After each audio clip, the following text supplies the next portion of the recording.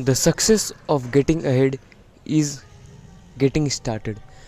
तो चलिए दोस्तों, इसी थॉट के साथ हम लोग शुरू करते हैं अपना क्लास 10 CBSE का केमिकल रिएक्शन एंड इक्वेशन का लास्ट पार्ट, जिसमें कि दिया है कोरोजन और रेंसिडिटी के बारे में। तो चलिए दोस्तों, कोरोजन के साथ शुरू करते हैं। तो अगर इससे पहले अगर आपने हमारा चैनल सब्सक्राइब नहीं किया है तो इसको सब्सक्राइब करें, और अगर आपको पसंद आएगा तो इसको ज़्यादा से ज़्यादा शेयर करें और लाइक करना ना भूलें। और कुछ अगर आपको प्रॉब्लम हो, कुछ पूछना हो तो कमेंट सेक्शन में कमेंट करें। तो चलिए दोस्तों, कोरोजन के साथ शुरू करते हैं।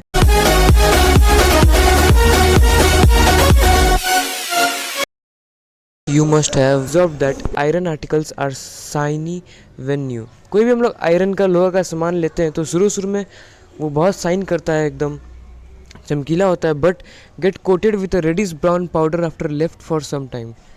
उसमें एक रेडिश ब्राउन कलर का कुछ एक कोटिंग चढ़ जाता है कुछ समय तक। अगर हम लोग उसको ऐसे ही छोड़ दें, अगर हम लोग मानिए कोई लोहा का सामान लेके आए, उसको छत में हम लोग रखेंगे, तो अगर उसमें कुछ छेड़छाड़ हम लोग अपने तरीके से कुछ प्रिवेंशन नहीं किया तो उसमें रेडिश ब्राउन कलर का एक कोटिंग चढ़ जाता है, तो वो उसको ख़राब कर देता है। उसको बोलते हैं जंग। This process is commonly known as rusting of iron. जंग लगने के बारे में तो हम लोग ने बहुत बार सुना है, तो उसी को रस्टिंग ऑफ आयरन ही बोलते हैं। तो वो आयरन को हम लोग बिना कोई प्रिवेंटिव मेजर्स किए हुए ऐसे रखते हैं खुले हवा में, तो वो रस्ट हो जाता है। Some other metal also get tarnished in this manner. Iron अगर ख़राब हो रहा है तो उसको बोलते हैं रस्टिंग। लेकिन अगर आयरन के अलावा और कोई मेटल अगर ऐसे ख़राब होता है तो उसको बोलते हैं tarnished. Have you noticed the colour of the coating formed on copper and silver. Copper और सिल्वर के ऊपर जो कोटिंग फॉर्म होता है वो कौन से कलर का होता है, क्या आपने कभी नोटिस किया है? When a metal is attacked by substance around it such as moisture, acids etc., it is said to corrode, and this process is known corrosion। कोई भी मेटल के आसपास में वो रिएक्ट करता है अगर मॉइस्चर से, एसिड से, ह्यूमिड एयर से, तो वो कोरोड हो जाता है। अगर वो आयरन है तो उसको बोलेंगे रस्टिंग, और कोई मेटल है तो टार्निश्ड। तो इस सब प्रोसेस को बोलते हैं कोरोजन। कोरोजन मतलब सड़ना, मेटल्स का सड़ना। The black coating on silver and the green coating on copper are other example of corrosion। corrosion का कुछ और भी एग्जांपल है, जैसे कि सिल्वर के ऊपर ब्लैक कलर का कोटिंग होता है और कॉपर के ऊपर ग्रीन कलर का कोटिंग होता है। वैसे आयरन का मटेरियल के ऊपर रेडिश ब्राउन कलर का कोटिंग होता है। ये देखिए दोस्तों, यहाँ पे एक सीढ़ी लगा हुआ है, तो इसमें ये आयरन का है लेकिन ये पूरा रस्ट हो चुका है, तो इसमें रेडिश ब्राउन कलर का लेयर चढ़ चुका है, तो इसी को बोलते हैं रस्टिंग। देख लीजिए एक बार। Damage to car bodies. Car जो हम लोग चलाते हैं उसका जो आयरन मटेरियल होता है, जैसे कि जो नीचे टायर के पास आयरन मटेरियल अंदर होता है, वो सब रस्ट लग जाते हैं उसको, इसलिए प्रिवेंटिव मेजर्स यूज़ किया जाता है बहुत सारा, ब्रिजेस वगैरह में, आयरन रेलिंग्स में, शिप्स में, and to all objects made up of metal specially those of iron. Corrosion of iron is a serious problem. Iron का सड़ना एक बहुत ही सीरियस प्रॉब्लम है। Every year an enormous amount of money is spent to replace damaged iron. जो iron damage हो जाता है उसको रिप्लेस करने के लिए गवर्नमेंट बहुत सारा पैसा इसमें लगाते रहता है, क्योंकि गवर्नमेंटल बिल्डिंग्स में, एयरक्राफ्ट वगैरह में बहुत चेंज करना पड़ता है, नहीं तो बहुत हार्म हो सकता है। You will learn more about corrosion in chapter 3। Chapter 3 में हम लोग कोरोजन के बारे में और पढ़ेंगे। तो अभी इस चैप्टर में तो इतना ही दिया है। तो कोरोजन के बारे में होप आपको कुछ थोड़ा सा आइडिया हो गया होगा इसके बारे में। तो चलिए आगे रेंसिडिटी के बारे में देखते हैं। रेंसिडिटी का सिंपली मतलब है खाना का सड़ना। खाना अगर सड़ता है तो उसको बोलते हैं रेंसिडिटी होना। हैव यू एवर टेस्टेड और smelled the fat oil containing food material left for a long time. कोई भी आप फैट ऑयल कंटेनिंग फूड को, बासी खाना को, क्या आपने टेस्ट किया या स्मेल किया? उसका स्मेल कैसा आता है? एकदम सड़ा हुआ स्मेल आता है। टेस्ट भी कैसा आता है? ख़राब हो गया होता है वो। When fats and oils are oxidized, मतलब खुले हवा में इसको रखते हैं, they became rancid and their smell and taste change। खुले हवा में रखते हैं तो वो rancid हो जाता है, उसका टेस्ट और स्मेल चेंज हो जाता है। Usually substance which prevent oxidation antioxidants are added to food containing fats and oil। तो इसको प्रिवेंट करने के लिए एंटीऑक्सीडेंट्स डाला जाता है फूड में, तो ताकि वो ऑक्सीडेशन होने से रोक सके फूड को, ताकि फूड देर समय तक हम लोग प्रिजर्व करके रख सकें। जैसे कि अचार वगैरह में नमक डाला जाता है, सब प्रिजर्व करके रख सकें। Keeping food in air tight container helps to slow down oxidation. Food को एयर टाइट कंटेनर में रखने से वो ऑक्सीडेशन का प्रोसेस स्लो हो जाता है। Do you know that chips manufacturer usually flush bag of chips with gas such as nitrogen to prevent the chips from getting oxidised.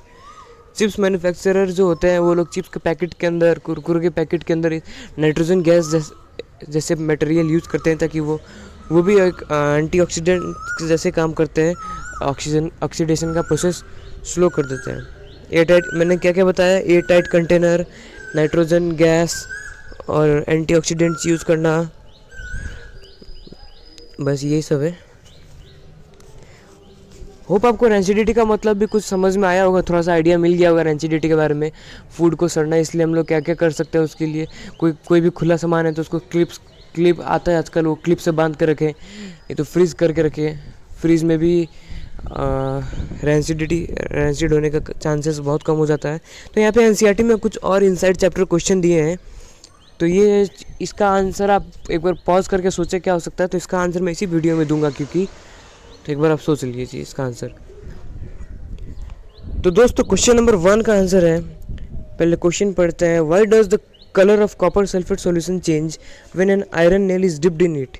Iron, हम लोग ने एक एक्टिविटी देखा था, आयरन नेल को डिप किए थे उसमें, 2 टेस्ट ट्यूब लिए थे उसमें, तो कॉपर सल्फेट का सॉल्यूशन क्यों चेंज हो गया था कलर।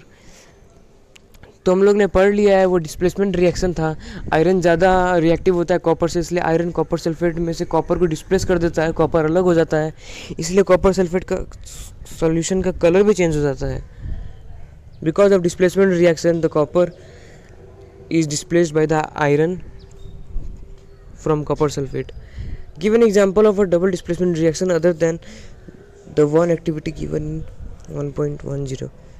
तो एक और एग्जांपल देना है 1.10 की एक्टिविटी के अलावा, तो हम लोग दे देंगे lead nitrate plus potassium iodide gives lead iodide plus potassium nitrate, जिसमें कि येलो कलर का प्रेसिपिटेट फॉर्म होता है लीड आयोडाइड का। Identify the substances that are oxidized and the substances that are reduced in the following reaction.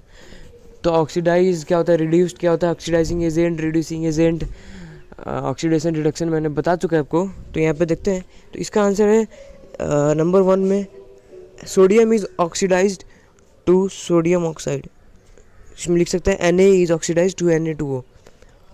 Number 2 में है copper oxide is reduced to copper. देखिए copper oxide है इधर left hand side में, right hand side में उसमें से oxygen minus हो गया है, तो ऑक्सीजन माइनस होने की वजह से हम लोग उसको रिड्यूस बोलते हैं, तो इसीलिए copper oxide is reduced to copper. अब यहाँ पर लेफ्ट हैंड साइड में एक और हाइड्रोजन दिया है, तो वहाँ पे hydrogen is oxidized to water H2O, तो यहाँ पे ऑक्सीजन ऐड हुआ इसलिए ऑक्सीडाइज बोलेंगे इसको। तो दोस्तों इनसाइड चैप्टर ये तो ख़त्म हुआ। तो होप आप लोग को चैप्टर 1 पूरा समझ में आ गया होगा। चैप्टर 1 बहुत ही ईजी था, अगर आपको नहीं समझ में आया तो आप एक बार फिर से देखें, क्योंकि ये चैप्टर में से थोड़े इंपॉर्टेंट क्वेश्चन आ सकते हैं। तो व्हाट हैव यू लर्न, ये सब कुछ इंपॉर्टेंट पॉइंट्स एक बार आप इसको रीड कर लीजिए, ताकि आपको पूरा समरी चैप्टर का मिल जाए। तो मैं इसको थोड़ा जूम आउट कर देता हूँ, तो आप इसको पॉज करके एक बार आप पढ़ लीजिए पूरा, बहुत इंपॉर्टेंट होता है ये सब एनसीईआरटी का एक एक पॉइंट। तो इसको आप पढ़ें और एक्सरसाइज इसमें दिए हैं, इसको आप करने का कोशिश करें। ये सब बहुत आसान है, मैंने एक बार पढ़ के देखा है सारे क्वेश्चन को, तो आप करके देखें। कुछ नहीं समझ में आया है तो आप कमेंट में पूछ सकते हैं, तो आपको मैं दिखा दे रहा हूँ, आप पॉज करके करें। और होप आपने इस चैप्टर के नोट्स भी बनाए होंगे, तो नोट्स को रखें, क्योंकि एग्ज़ाम टाइम में पूरा बुक्स को पढ़ना थोड़ा सा दिक्कत होता है, इसलिए नोट्स पढ़ के आपको पूरा याद आ जाएगा। और एग्ज़ाम टाइम में आप मेरे वीडियो को 2x पे करके ईयरफोन लगा के साउंड फुल करके एक बार आप सुनेंगे तो आपको पूरा वापस याद आ जाएगा। तो इसी के साथ हम लोग का चैप्टर 1 ख़त्म हुआ। तो होप दोस्तों आप लोगों को समझ में आया होगा। तो अगर आपको समझ में आया है, वीडियो अच्छा लगा तो सब्सक्राइब करें, इसको शेयर करें और लाइक करें। Thank you. तो दोस्तों होप आप सभी ने चैप्टर 1 समझ लिया है, तो एक बार आप पूरे बुक को थोरोली रीड करें। रीड करने से आपका और कॉन्सेप्ट क्लियर हो जाएगा। पूरे बुक को चैप्टर एक बार थोरोली रीड करें। Thank you.